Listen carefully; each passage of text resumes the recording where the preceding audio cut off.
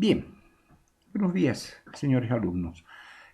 Vamos a continuar con la parte 2 de esta charla, de esta clase de tormenta citoquímica en el COVID-19 SARS-CoV-2.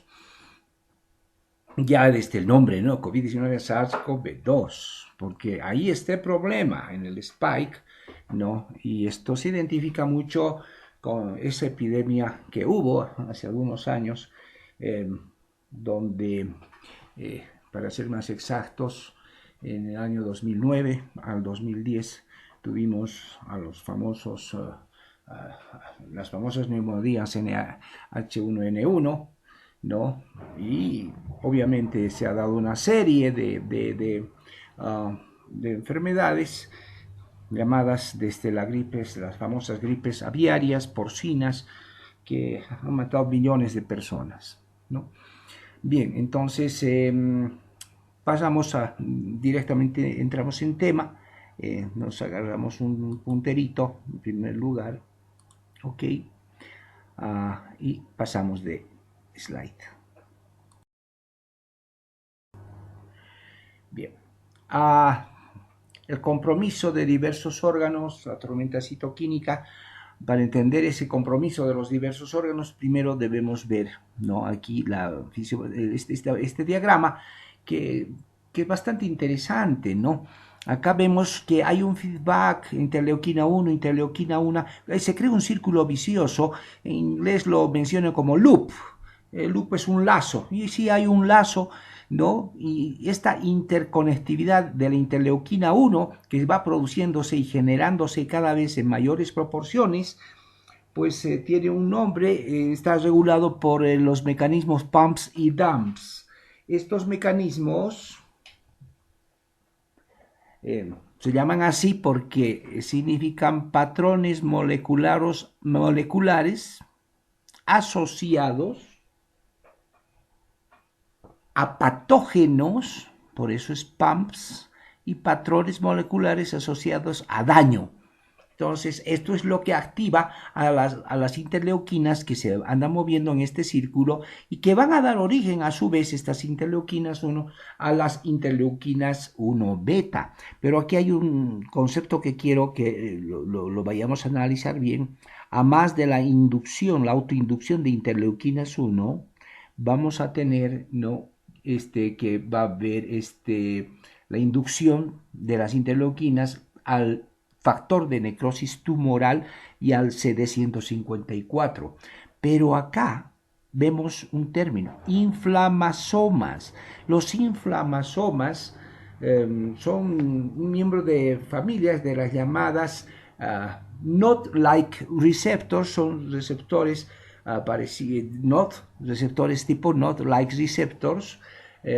Son dos familias de inflamasomas que tenemos que analizar, ¿no? Una de ellas son las NLR, not like receptors, P3, ¿no? Las P3, y la otra familia son las IPAPA, pero acá estamos haciendo énfasis en las P3 esencialmente, ¿no? Y este mecanismo, estas citoquinas proinflamatorias como esta interleuquina 1 y el factor de necrosis tumoral, inducen la expresión génicas, expresiones génicas con estos loops de amplificación citomolecular génica que son las bases de la tormenta citoquímica que empieza y no termina nunca, ¿no? Células endoteliales son las células target de las citoquinas, así como que inducen la acción de factores de posttranscripcionales tipo HUB, ¿no? Nucleares y también factores tipo K-beta de la interleuquina 1 que causan incrementos en su producción a través del endotelio y otras células que son activadas y que van a dar origen a la interleuquina 6 también, ¿no? Entonces la interleuquina 6 también va a estar involucrada aquí, como ustedes pueden ver en este diagrama, ¿no? La interleuquina 6 que va a ser el instigador de la respuesta de fase aguda del hepatocito. Esta interleuquina 6 va a actuar a nivel del hepatocito. Y en el hepatocito, no la célula hepática que está en el hígado, las células hepáticas van a producir las respuestas de reactantes de fase aguda. Esto a partir de la interleuquina 6, ¿no? A su vez, tendríamos, siguiendo este diagrama hacia la derecha, la activación de las células endoteliales con factores nucleares, ¿no?, de estimulación de las células endoteliales. Ahora bien, a este nivel tenemos a los inflamosomas. Estos inflamosomas reclutan adaptados celuloproteicos que interactúan con las caspasas, ¿no?, estos inflamosomas, y que al interactuar con las caspasas tipo 1 promueven la maduración, por ejemplo, de la citointerleuquina 1B y la interleuquina 18, ¿no? Entonces, eso promueven la maduración, ¿no?, de esta interleuquina 1B y la 18. O sea, los inflamosomas, por si acaso estoy deteniéndome, los inflamosomas son cruciales para las defensas del huésped y tienen pues un rol, ¿cómo decirlo?, un rol específico en varias enfermedades crónicas, ¿no? Los inflamatorios son los que están inculpados actualmente para las enfermedades inmunológicas, autoinmunes, que pueden, como ser fundamentalmente la artritis reumatoidea, la aterosclerosis, etc., ¿no? Entonces, vamos a tener que, una vez que el hepatocito está siendo activado y produciendo estas respuestas de fase aguda, reactantes de fase aguda, se va a poder producir por una parte fibrinógeno, por otra parte los inhibidores de los activadores del plasminógeno. Es decir, que los activadores del plasminógeno son inhibidos, ya no va a haber la conversión de plasminógeno en plasmina y las mallas adecuadas, ¿no es cierto?, para la destrucción del coágulo. Y si no hay quien destruya el coágulo, se van a producir los fenómenos de hipertrombosis. Y lo que se ha visto en el COVID precisamente es que hay una hipertrombosis, una microtrombosis excesiva. Pero no solamente microtrombosis, se ha visto que hay al mismo tiempo una trombosis a nivel pulmonar, microtrombosis que lleva incluso a veces a trombosis más grandes, masivas, ¿no?, que han ocasionado severa hipertensión de la arteria pulmonar con compromiso, tal severa era la hipertensión pulmonar en algunos pacientes con COVID y síndrome de respiratorio agudo, el famoso ARDS, el distrés respiratorio que antiguamente se llamaba del adulto.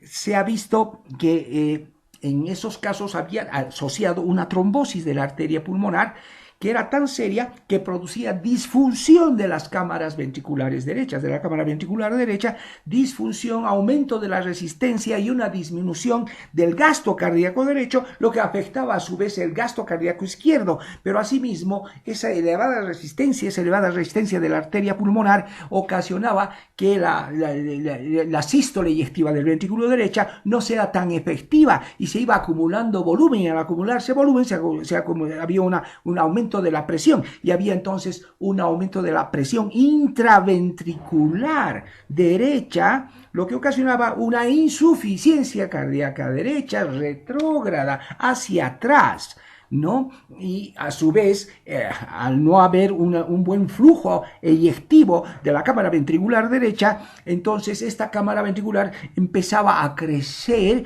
y lo que producía un ventrículo izquierdo más pequeño, porque había un desplazamiento del septum interventricular, y al haber una cámara ventricular izquierda más pequeña, pues el gasto cardíaco disminuía fundamentalmente, y entonces había un estado de hipoperfusión sistémica, que es también parte de la causa para la disfunción orgánica múltiple a la cual lleva el COVID cuando se hace severo y compromete el pulmón y compromete la coagulación, ¿no? Entonces estamos viendo acá que va a haber esa trombosis, ¿no? Y esta trombosis obviamente la vamos a medir a través de algo que siempre lo hemos venido haciendo años, desde el año 2011, 2010 ya teníamos el famoso dímero D, que lo manejábamos, y niveles elevados de dímero D, pues indudablemente nos dan diagnóstico de trombosis. Sí, lo hemos utilizado mucho en pacientes con sospecha de tromboembolia pulmonar, pues pedíamos trombosis. Pacientes con trombosis mesentérica, pues pedíamos dímero D, en trombosis venosa profunda con mayor razón. Entonces siempre el dímero D ha dado pautas muy importantes. Es un examen de laboratorio de rutina prácticamente, ¿no? Entonces, acá vamos a ver que al inhibidor de plasminógeno, el fibrinógeno, acumulados producen la trombosis, y obviamente los reactantes de base aguda hacen que la proteína C reactiva se eleve, ¿no? Se eleven sus niveles de proteína C reactiva. No confundir, por favor, ojo, no confundir, hey, hola, no confundir la proteína C reactiva con la reacción en cadena de polimerasa, que es otra cosa. Este es el examen de laboratorio para el diagnóstico de COVID. Aquí estoy hablando de la proteína C reactiva como factor 1 de inflamación, y 2, en sepsis tomamos en cuenta la proteína C reactiva como factor de infección. La proteína C reactiva. Incluso medimos cuantitativamente, pedimos la medición de la proteína C reactiva para determinar el nivel de la sepsis de un paciente cuando es admitido, por ejemplo, a una unidad de terapia intensiva. Entonces, no solamente la proteína C reactiva es un biomarcador de inflamación, también, y se va a ver esto en sepsis, también de infección. Y es un examen barato y cuantitativamente nos ayuda mucho. Entonces, tenemos todo esto, y dentro de las trombosis vamos a tener trombosis arteriales, como por ejemplo vamos a tener la famosa trombosis coronaria, que nos va a producir un infarto agudo de miocardio, o podrá ser cerebral, donde vamos a tener problemas bastante específicos cerebrales, donde vamos a tener accidentes vasculares cerebrales que van a llevar a estados muy serios de los pacientes, ¿no? Alteraciones incluso que empieza todo con una dislalia. A propósito de esto, de los cerebrales, un paciente que lo veo hace muchos años, que ha sido paciente mío, él y su familia, me llamó una mañana, y esto era el año pasado, más o menos a finales del año pasado, y me llamó cerca de Navidad, ¿no? Porque me acuerdo que me decía, ¿no? Si podía tomarse todavía algún traguito en Año Nuevo, pero le dije, traguito luego de lo que le vino. Me llamó y me dijo que tenía un dolor de cabeza insoportable, pero yo noté en su manera de hablar, en la forma en que me hablaba, que arrastraba las palabras. Había un cierto estado de dislalia en el paciente, ¿no? Y parecía como que estuviese borrachito. Entonces yo le pregunté, le dije, ¿usted está notando que le cuesta pronunciar las palabras? Y me dice, sí, es por eso que estoy llamando, porque me siento raro, tengo un tremendo dolor de cabeza, pero no puedo hablar, pienso, tengo la palabra en mi mente, pero no la puedo pronunciar. Entonces aquello, de inmediato le sugerimos que se haga una tomografía, los exámenes respectivos, ¿no? Pensando ya en hacer un angiotac, y el paciente estaba haciendo un TIA, un accidente isquémico transitorio, que podía derivar posteriormente en un accidente vasculocerebral que lo hubiese dejado quizás inutilizado de por vida, del resto de vida que le quedaba. Entonces el diagnóstico fue a través de la llamada de teléfono, la sugerencia de que se haga una tomografía, y el diagnóstico tomográfico era un accidente isquémico transitorio cerebral por el momento, y bueno, se le hizo el manejo agudo, y luego la parte más crónica ya la manejaron los neurólogos, ¿no? del paciente, que estaban a cargo en su momento. Bien, en la parte microvascular tenemos, por ejemplo, la afección de la trombosis a nivel cardíaco, a nivel renal. A nivel renal obviamente va a producir una necrosis tubular aguda por isquemia, ¿no? Y luego a nivel venoso tenemos la trombosis venosa profunda, ¿no? La DVT, ¿no? Y la embolia pulmonar, que ya la he explicado ampliamente. Bien, entonces acá estos niveles podemos aplicar, no lo había hecho en una clase que subí a YouTube, no lo hice. Pero podemos hacerlo ahora. Tenemos que, cuando tenemos la activación del PAMPS y el DAMPS, ya saben que el DAMPS ya es el daño, no se olviden, ¿no? de estas proteínas moleculares, de activación. Entonces, y hay fiebre, las terapias ya, la terapia, el sujeto ya es sujeto de hacerle factible hacerle terapia, ¿no? Ya ¿Empezar con qué? Pues estos no entran directo a terapia intensiva. Los que entran a terapia intensiva son escasos, el índice es pequeño, pero cuando son muchos en cantidad, la población es grande, pues hacen que las unidades de terapia intensiva colapsen. Pero acá tenemos potenciales terapia, ya la potencialidad de empezar la terapia y que el paciente empiece ya a tomarse algún antiinflamatorio, sus antioxidantes, vitamina C, magnesio, zinc, etcétera. Luego a este nivel ya vamos a tener que vamos a poder utilizar antiinterleuquinas que podrían ayudar mucho, ¿no es cierto? Antiinterleuquinas y también anticuerpos, antifactor de necrosis tumoral. Vamos a tener que va a haber también va a controlar un poco la respuesta de los inflamasomas, inhibidores inflamatorios que de alguna manera sí hacen ayuda. Corticoides va después, no es necesario. Y acá la colchicina la descarto. Los últimos estudios, en artículo en marzo de este año, en marzo, no hace mucho, han descartado estudios ya muy serios y con más de 2.000 pacientes, 2.000 a 4.000 pacientes, la colchicina no está dando resultados, hay que sacarla del esquema, ¿no? Por otra parte tendremos antileuquinas, lo que sí, las estatinas están dando algún resultado positivo, ¿no? Cuando ya las estamos utilizando, cuando el sujeto ya está pues bastante comprometido, ¿no? Bastante comprometido. Y luego tenemos, como se tenía como perspectiva, precisamente bloquear el sistema de renina, angiotensina, aldosterona, que para mí, y lo enuncio ahora y abiertamente, obviamente, llamaremos mejor sistema de renina, angiotensina, aldosterona, óxido nítrico, ¿no? Ese es el eje, el verdadero eje, ¿no? Bajo mi punto de vista. Muchas veces he enunciado algunas cosas que sí se han dado posteriormente por lógica inductiva, ¿no? Si va a haber trombosis, utilicemos anticoagulantes, ¿no? Evitemos esa fase de microtrombosis dando anticoagulantes y antiagregantes, ¿no? Especialmente antiagregantes plaquetarios, ¿no? Antiagregantes plaquetarios.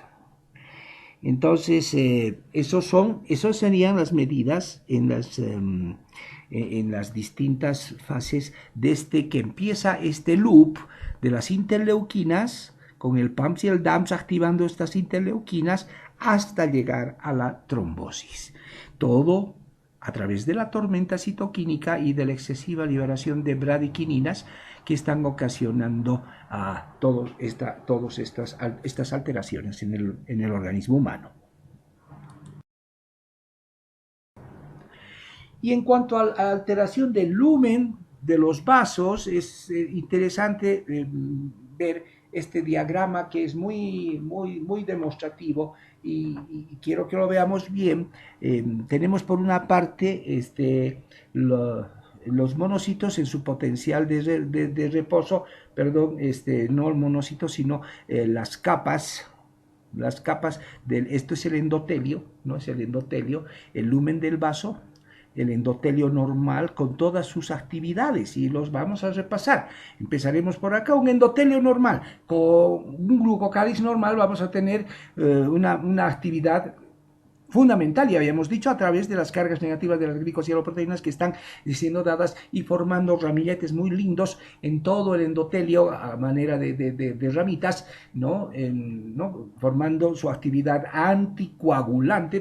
¿Por qué? rechazan a los factores de coagulación porque tienen carga negativa también, y el endotelio también es antiagregante, ¿no? ¿A través de qué? ¿Por qué? Porque están constituyéndose como parte constitutiva en la síntesis los separans, todos los separans, la tromomodulina, las prostaciclinas. Luego tenemos agentes profibrinolíticos, o sea que van a destruir las mallas de fibrina del trombo, ¿no? Y aquí tenemos al activador del plasminógeno tisular, por una parte, y el plasminógeno que es producido a nivel renal, ¿no? De la orina, por eso se llama, por eso lleva la U, y que se produce a nivel renal, de donde ha nacido un fármaco, pues un fibrinolítico no específico, que es la uroquinasa, ¿no? El primer fibrinolítico lo utilizamos en la unidad de terapia intensiva del Hospital de Clínicas, era la streptokinasa, ¿no? Esto estoy hablando en los años 90, 91. Entonces, acá tenemos esa actividad. El endotelio tiene una actividad profibrinolítica, o sea, el endotelio nos cuida, el endotelio es nuestro principal ángel guardián. Luego tenemos, bajando, las funciones que establecen una base intacta, ¿a través de quiénes? Por ejemplo, de la B-caderina, ¿no? De la P120 catenina, estamos hablando de las partes moleculares, y de las uniones de adherencia interceluloendoteliales que hemos hablado, que son importantísimas. Cuando se destruyen estas uniones es cuando se produce el paso, ¿no es cierto?, incluso de elementos formes de la sangre hacia el intersticio celular. Luego tenemos la actividad vasodilatadora, donde interviene el óxido nítrico a través de sus 4 sintasas, como vasodilatador, ¿no?, oponiéndose a la liberación de endotelina, que es vasoconstrictora. Y luego tenemos también las prostaciclinas y otros factores que tienen que ver con la actividad vasodilatadora de la sangre, hemáticos. Y luego antioxidantes, finalmente, ¿no?, como la SOD o superóxido dismutasa, que es un poderoso antioxidante y antagonista del óxido nítrico, pues, por naturaleza antagonista. Es su némesis. El némesis del óxido nítrico viene a ser la SOD, la superóxido dismutasa. Luego tenemos a la glutatión peroxidasa, por otra parte, y a los grupos oxigenasas. Bien, este es un endotelio hermoso con su glucocálix intacto. Pero acá ya tenemos en el lumen de los vasos las alteraciones de ese endotelio. Y entonces, al alterarse ese endotelio, más bien ese endotelio va a entrar en una actividad, en lugar de anticoagulante, más bien va a ser procoagulante, proagregante, con la liberación masiva de factores tisulares, de tromboxanos, de los ligandos CD40 y la formación de mallas de fibrina, ¿no?, que van a ayudar mucho a que se produzca estas mallas de fibrina. Va a teníamos una actividad profibrinolítica, vamos a tener más bien una actividad antifibrinolítica, ¿no? Entonces va a haber inhibición del activador del plasminógeno tipo 1, ¿no? Entonces eso va a redundar, si llegamos hasta esta parte, va a redundar, hablando de esta segunda más, que es la actividad proinflamatoria, que va a ser la expresión genomolecular a través de las moléculas de citoadherencia, de las ECAM-BECAM, de los leucocitos, la expresión molecular de los leucocitos, la producción de quemoquinas y el reclutamiento de leucocitos, donde ya están afectándose y son causa de que todos estos están afectando, por una parte, al síndrome de distrés respiratorio agudo, llamado antes del adulto, que fue estudiado de inicio en los niños, en los neonatos, como enfermedad de membranas hialinas. El distrés respiratorio, tenemos, ¿no?, además el aumento de la permeabilidad por la liberación de las citoquinas y las trombosis, microtrombosis o trombosis severas que llevan a disfunción de las cámaras cardíacas derechas. Vamos a tener la miocarditis, o sea, hay una miocarditis. En todo paciente con COVID se ve que hay miocarditis, y esta se puede expresar de diferentes maneras, tipo 1, tipo 2, de miocarditis, y el infarto de miocardio. Luego tenemos la función función de vasera impedida, y aquí ya les había comentado en algún diagrama pasado de ese paciente que hizo un accidente isquémico transitorio, pues aquí la función de la vasera se ve impedida, entonces esto es secundario a una reducción de las becaderinas, ¿no? Una degradación de la membrana basal del endotelio, a una disrupción del glucocálix, ¿no? Hay una alteración del endotelio y la muerte de las células endoteliales, ¿no? O sea que llegamos no a la necroptosis, sino más allá, a la necrosis. A la necrosis. Y entonces esto se va a dar en el cerebro y esto va a producir un stroke, un accidente vasculocerebral muy serio.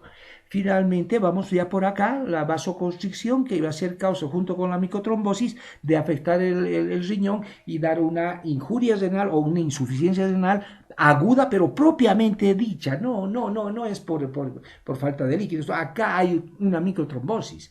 Entonces es una necrosis tubular aguda lo que vamos a ver en el paciente con COVID, ¿sí? Entonces va a haber una disminución del óxido nítrico, ni quien vasodilate, va a haber vasoconstricción, isquemia, más la activación del tromboxano. Y luego tenemos prooxidantes, ¿no? Como el NADP reducido, las oxigenasas, las sustancias reactivas del oxígeno, los peroxinitritos y todo lo que puede ser, ¿no? Radicales libres de oxígeno que van a dañar el endotelio al glucocálix y vamos a tener la disfunción orgánica múltiple. Todo eso se va a dar en el lumen de los vasos y lo planteamos en este slide. Lo planteamos bien clarito. Y en las conclusiones, ya se nos fue media hora, la teoría de la bradiquinina. Se ha postulado esta teoría de la bradiquinina y obviamente se puede pensar en que puede darse que la bradiquinina tenga gran parte, un buen porcentaje, un 40% responsable sea la bradiquinina, la activación de la bradiquinina en la tormenta citoquímica, ¿no? La estimulación excesiva facilita, y hemos hablado, la liberación del potasio, etcétera, cambios de pH, el intercambio iónico. El potasio no es ácido, como dicen muchos, no, es el intercambio iónico. El potasio intercambia con el hidrógeno sí es acidificante. Bien, la tormenta citoquímica fue el primer mecanismo analizado pues al principio, ¿no?, de la sindemia.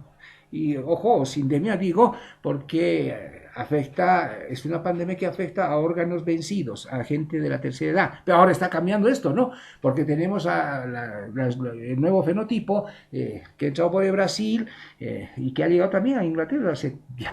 Ya hace mucho tiempo llegó a Inglaterra, del Brasil, el tipo P1, que ataca a la gente joven, ¿no? Entonces es nomás pandemia. Ya no es cine, ahora sí, es una pandemia. No, Secconi es un anestesiólogo italiano, hace un estudio, publicó un estudio del COVID y del SARS-CoV-2 y su relación con el ARDS, con el síndrome de distrés respiratorio agudo, o del adulto que se llamaba antes, y mostró niveles séricos bajos de citoquinas, eso llama la atención, y más bien altos de bradiquinina, ¿no? Y esto en los casos inclusive de síndrome de distrés respiratorio. Esta es la parte grave. Estos son los pacientes que entran a terapia intensiva, haciendo la famosa, son los hipóxicos felices, ¿no? Happy hypoxemia. Entonces, esto obviamente cuando hay una hipoxia, obviamente esa es una de las causas para que haya acúmulo de ácido láctico, el pH se haga mucho más ácido y es una acidosis láctica severa, y eso lleva a disfunción orgánica múltiple, obviamente, ¿no? Un estudio publicado en JAMA, para terminar, cita que habían utilizado antagonistas de receptores de bradiquinina, con lo que mejoraban la oxigenación en pacientes complicaditos, con distrés, en pacientes con ya una insuficiencia respiratoria aguda, ya no leve, sino severa. Y vieron que esta publicación llama que antagonistas de estos receptores de la bradykinin pues mejoraban la oxigenación en el COVID. Ojo, no todo paciente tiene que ser intubado, hay que evitar eso, porque ese manejo precisamente ha ocasionado que en Italia, en España, al principio, cuando no se conocía nada de lo que estamos hablando en esta charla, no se conocía nada de esto, ni se imaginaba que había tormentas citoquinas al principio, en el mes de marzo del año pasado. Por eso no hubo desaciertos en los manejos, un poco porque no se conocía bien, pero ahora creo que el conocimiento es masivo y bueno, y es parte fundamental de la cátedra y como siempre fue el actualizar a sus alumnos al actualizar a sus alumnos estamos actualizando a la población. Bien, con esto terminamos, ¿no? Pues chao, chao.